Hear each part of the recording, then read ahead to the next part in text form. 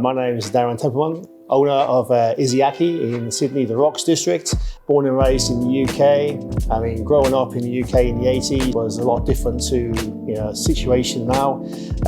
Food wasn't as in abundance as what you have now. You never had the travel, wasn't as accessible as it is now. So yeah, your mum, she cooked well, but at the same time, it was very restrictive in that sort of manner. She was a very good cook, don't get me wrong, but it was very restrictive. So I always thought there's something more to food. So as soon as I left school at 15, got out and about, started tasting things, started seeing, working in different kitchens, started in 1-star Michelin. And before you know it, you're working your way up, 2-star, 3-star environments, and you're down the rabbit hole and that's it, you're hooked. The emotional experience of opening a restaurant is like you put everything into it. Every day is a new day. Nothing is beige. Everything is like always on the go. You're non-stop, and literally you put your heart, everything into what you're doing for the customer every day. To start your own business is the epitome of what every chef wants to do. He wants to be able to get out there and do his own thing and basically not be told what to do by anybody else, and to be able to, put your personal touches on the plate, your personal touches within the restaurant, and like here at Izy Aki, because it's only a small 20-seat restaurant, we can do anything we want to do.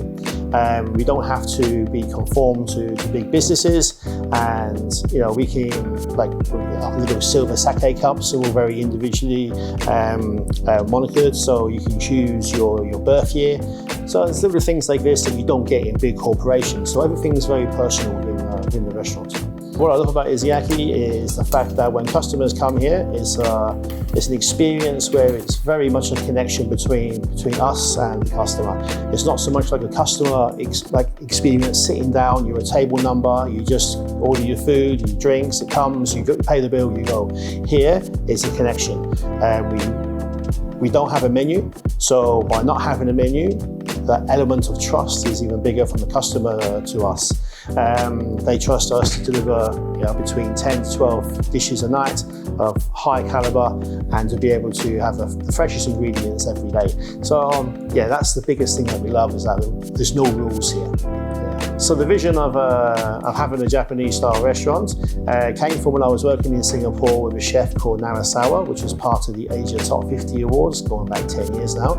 And by working in that restaurant with him, I really saw how the connection from the customer to the chefs, to the front of house was really forged. And I was like, right, when I'm coming back to Sydney, I'm doing this. This is the style I want to be doing.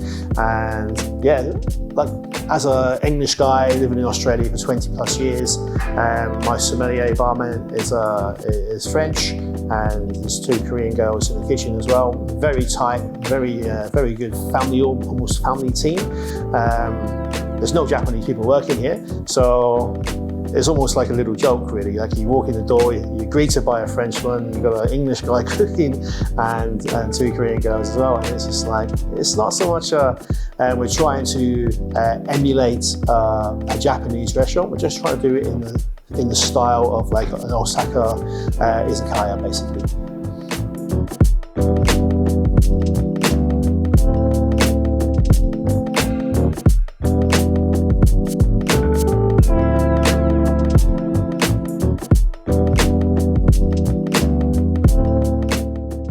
Okay, so here we don't cook on any gas, we only cook on the binchotan, so you can see the flames coming through now, nice and hot over the heat. So our menu is ever changing, so we do between 10 and 12 courses a night, and the Wagyu is like the main course that stays on every time. Again, the different producers will change over the seasons.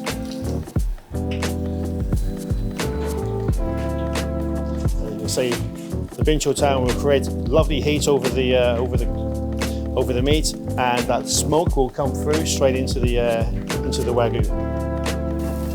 So important with Wagyu that you get it to a certain temperature that the fats start to melt down and break down. Otherwise, you end up with a very fatty residue on the palate. And I always find that cooking with over the binchotan, you get the best benefits. See, it's nicely glazing now. Again, we keep brushing with Atelier, gives it a nice flavour profile.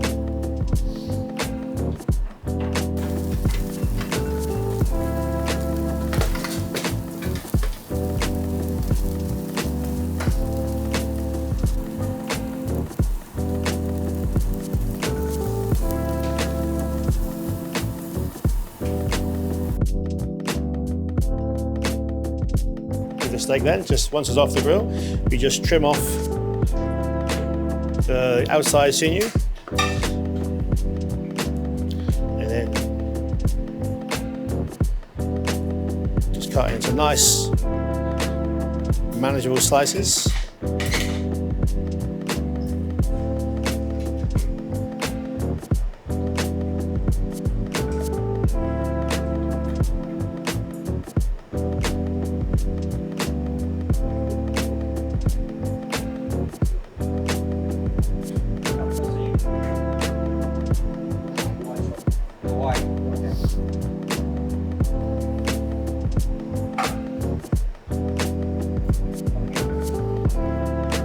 Simply sprinkle a little bit of sea salt. Then we have our lemon juice to squeeze on top, some umeboshi, a yuzu koshu scented wasabi from Japan, and a fresh local Tasmanian wasabi as well. So again, this is the highlight of our omakase. We take every day as it comes. We don't try to get too bogged down in what's happening or what's not happening, as in customer-wise. We just try to keep doing. We don't advertise as well. So, as you can see by the restaurant, there's no signage. We have no business cards. Just trying to be as paperless as possible. Yeah, word of mouth experience. People coming back and hearing about us and dining and then telling their friends. For any chef or front of house who want to open a restaurant, start small. Look at places where you can be manageable, you can control as much as you can, and start as small as you can and then grow. By doing that, I've gone the other way. I've gone from being a 70-seat restaurant as Atelier, managing and being executive chef of 200, 300-seat restaurants. Now I've gone back down to a 20-seat restaurant and I've never been happier. So start small.